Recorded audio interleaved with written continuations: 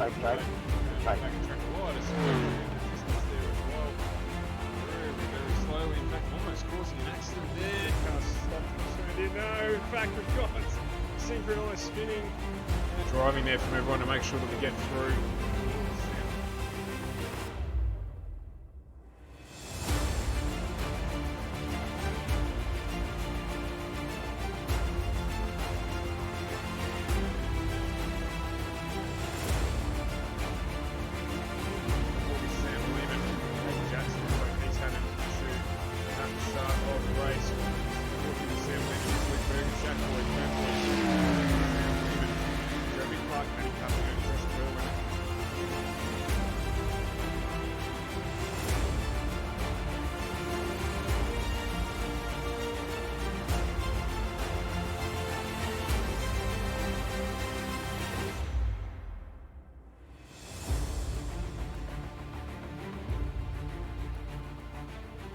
Hey guys, Cardo here. Just wanted to say a couple of words just regarding the Aus PRO-AM Sim Season 3 starting on Tuesday. First of all, really stoked to have all you guys with us. We've had a lot of interest, which has been awesome, and the practice and qualifying sessions have been amazing with the amount of participants and entrants, and the times are the best part. It's been so close between so many drivers, a second between 24 cars and 8 cars in the 1 minute 22.2s, which is just absolutely awesome. There's gonna be some really awesome racing this season.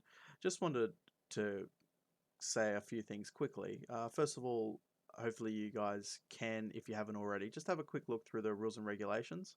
Can be found on the Facebook files and also in the Discord, just to familiarize yourself with the way that we do things at AusPro. Just to it will help yourself know how to look after your fellow competitor while on track, just so it makes it racing fair for both them and yourself and for everyone. So if you get a chance, that'd be really great if you could have a look through that. And also, it'd be great if you could just cut a couple of laps in that Cadillac at Phillip Island for our first round this week.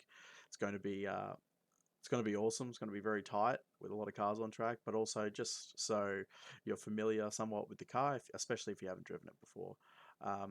I'm going to pass you over to Sam now. He'll take you through the rules and regs a little bit more and some of the way that we do things here at Aus PRO-AM. Thank you again so much, and we really appreciate your support. Bridgestone Select, HJ Plant Repairs, SimRigs, 93PC. We really appreciate it. They've been able to help us out so we can offer you some awesome prizes. Anyway, enough from me. Sam will take you through a few more things now, and I'll see you guys out on track. Cheers. Thanks, Cardo. Couple of little things just to cover about the way we race on Tuesday night and the way we'll be racing going forward. So the first thing to cover is we start our races with a rolling start.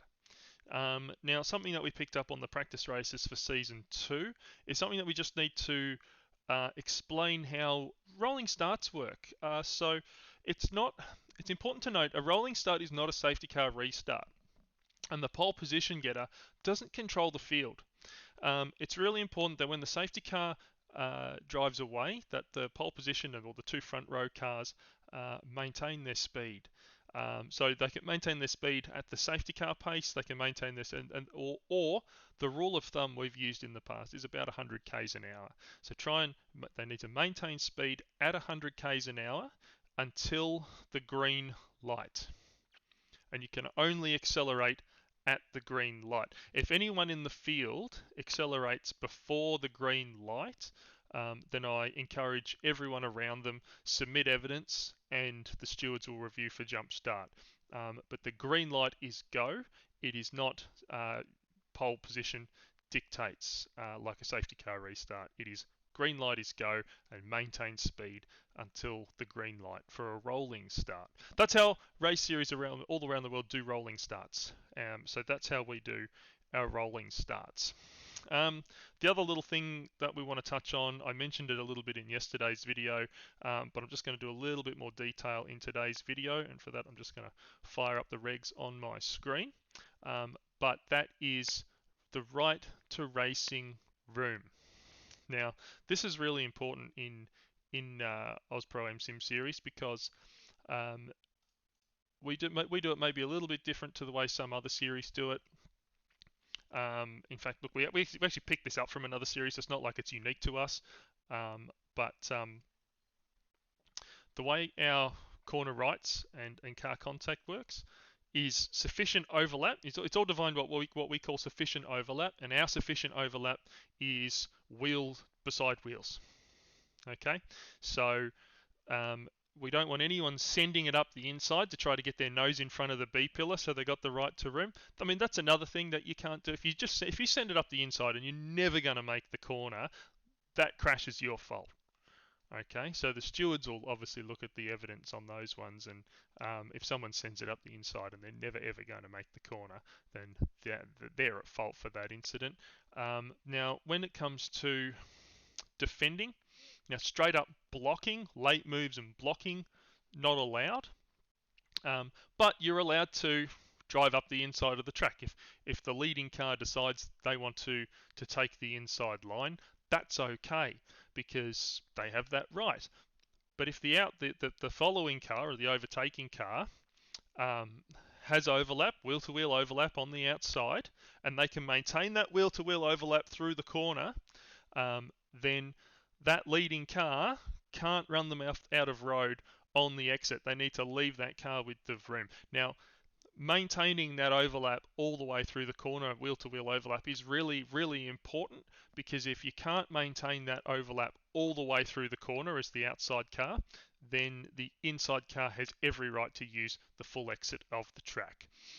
So maintaining that overlap through the corner is really important. Just because you have overlap on corner entry doesn't mean you have a right to room on the corner exit if you can't maintain the overlap. So very, very important that you're aware of that rule and to drive to it because if people are running cars off the road, that's what the stewards are going to be looking at. Did the car behind or the outside following car have overlap? Was it maintained through the corner?